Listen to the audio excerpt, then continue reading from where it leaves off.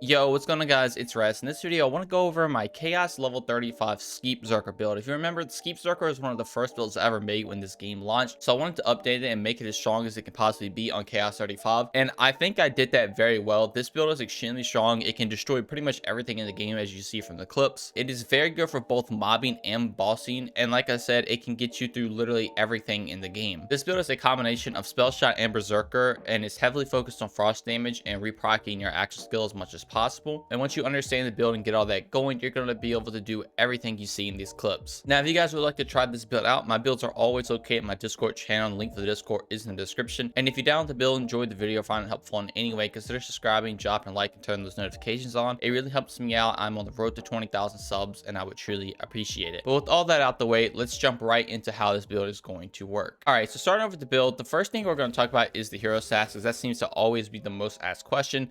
I took Village Idiot with max strength, max dexterity, and I put the rest in constitution for a little bit of survivability. This build is the definition of glass cannon. You can pump out a load of damage, but your survivability is going to be a little lackluster. So that's why I threw the rest in constitution, just to try to bump that up a little bit. But make sure you take max strength and dexterity so you get as much crit chance and damage as possible. But all right, getting over to the inventory, our main weapon of choice is going to be the Queen's Cry. Now, the Queen's Cry is a very good pistol. It did get nerfed, but it is still extremely good. Now, the reason the Queen's Cry is so good is because it actually gets bonuses from gun damage, obviously because it's a gun, but it also has spell damage bonuses too. So you can take much gun damage and spell damage as possible, and it's going to buff this gun even more. Plus, it has the cool little meteor effect once you shoot people. And this gun, as you've already saw from the clips, just absolutely destroys everything. It is insanely strong. Now, this build is so strong in general, you can even take things like a liquid cooling and still make it very good. Even after it's nerfed and with no one really using it anymore, this build makes it strong again. I would still recommend taking the Queen's Cry pretty much any day, but if you want to try the liquid cooling out, you still can. And we're also going to be getting bonuses for lightning damage as well due to our class mod, which we'll get into in a second. But even taking things like the Lav Wire, or even things like the Catatumbo right here, I think is how you pronounce it.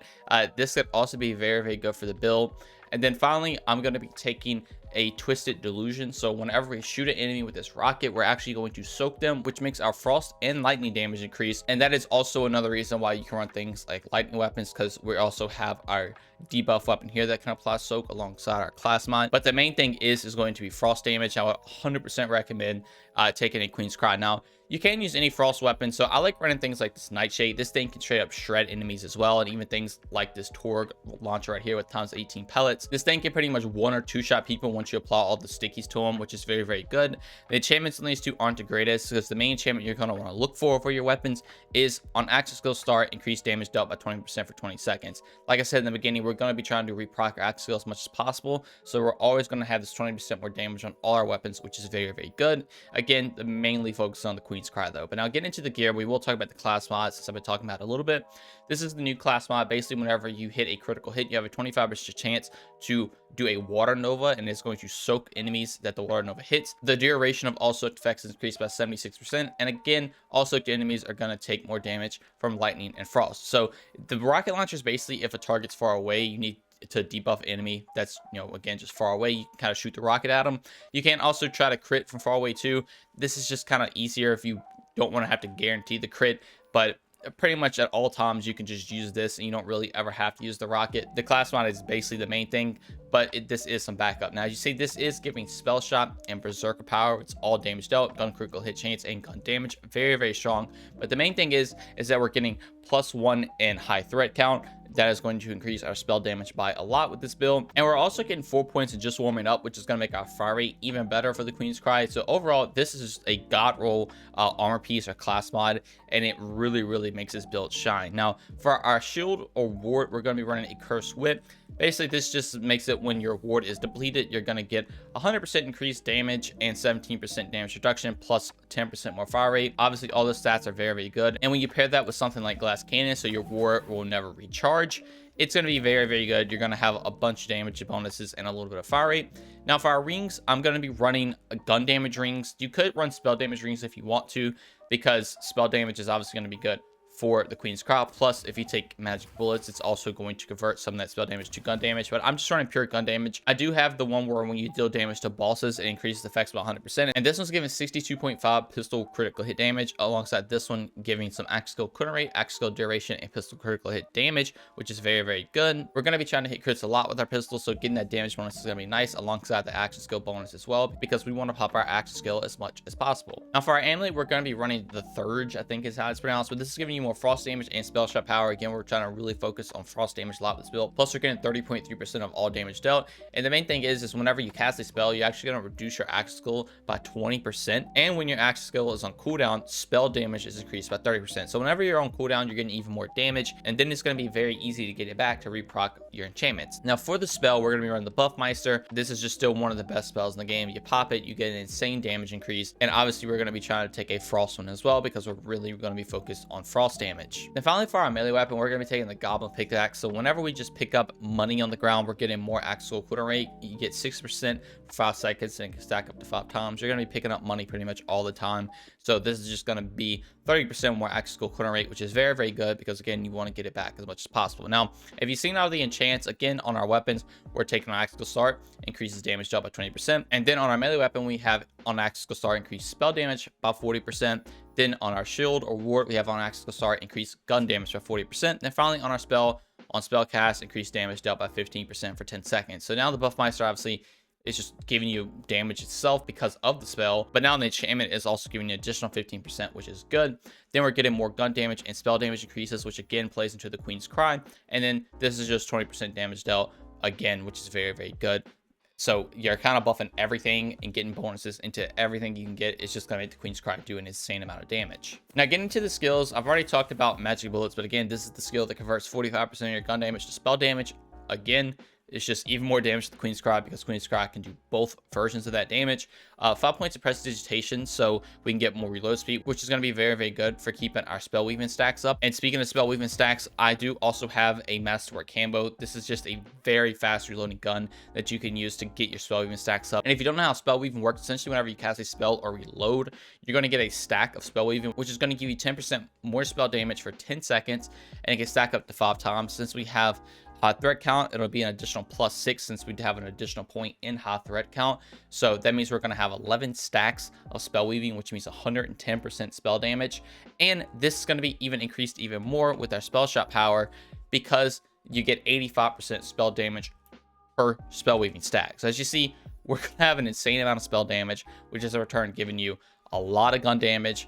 Obviously, a lot of spell damage works really well for the Queen's Cry, and spell weaving is just very broken in the game. Now, we also have max points or 5 points in just warming up, which is getting buffed to 9. So we get 7.2% more fire rate per spell weaving stack we have. Again, we're going to have 11 spell weaving stacks in total.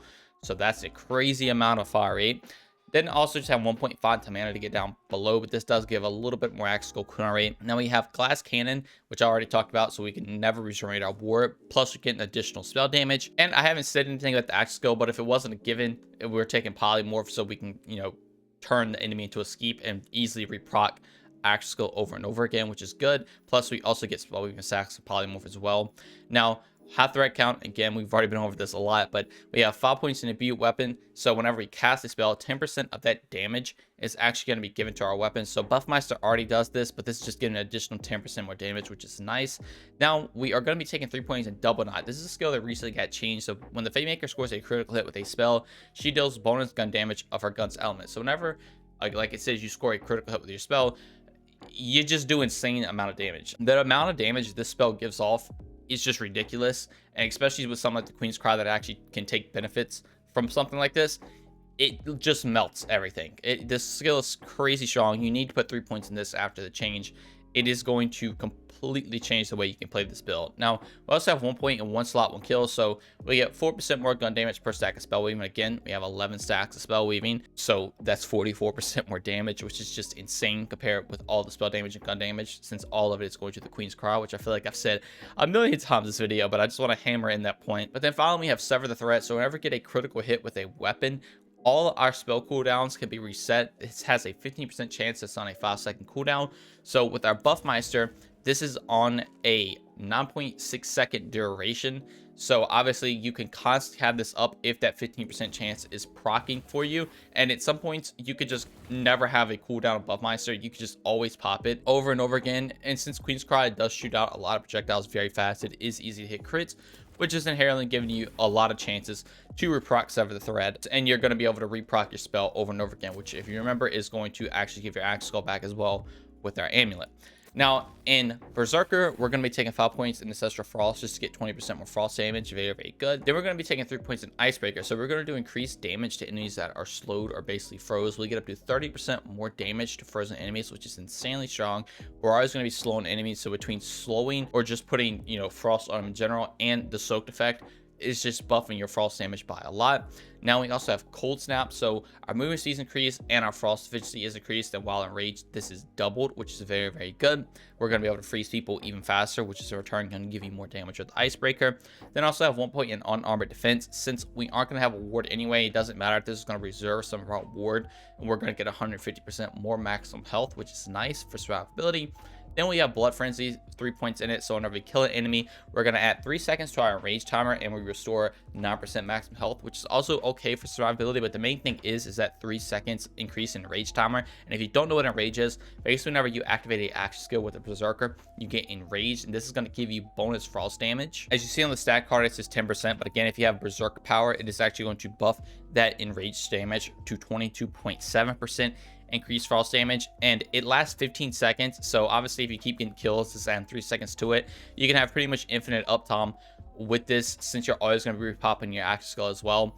And between your spells, your action skill, everything like that, you're always going to have all these buffs up 24/7. It is crazy, crazy strong. And then finally, we have Instinct right here. So this is going to give you more reload speed and weapon slot speed than while you're enraged. It's doubled. It's 12% reload speed and 30% weapon slot speed. And again, when it's enraged, it's doubled. So having things like Prestidigitation and this is going to be very good for keeping the spell even stacks up. And as you see, everything just synergizes together. Like I was just saying, you pop your action skill, you get the Berserker class feat, you're getting spell weaving stacks. Spell weaving stacks in return giving you gun damage and spell damage. You're getting both of those benefits with your Queen's Cry. You're proccing literally all your enchantments. You're having infinite spells because of Sever the Thread right here. And everything just loops together so well that just gives you, like I said, infinite spells, infinite action skills, infinite enchantment uptime, crazy amounts of damage for just your base gear, infinite class feats, crazy strong spell weaving stacks.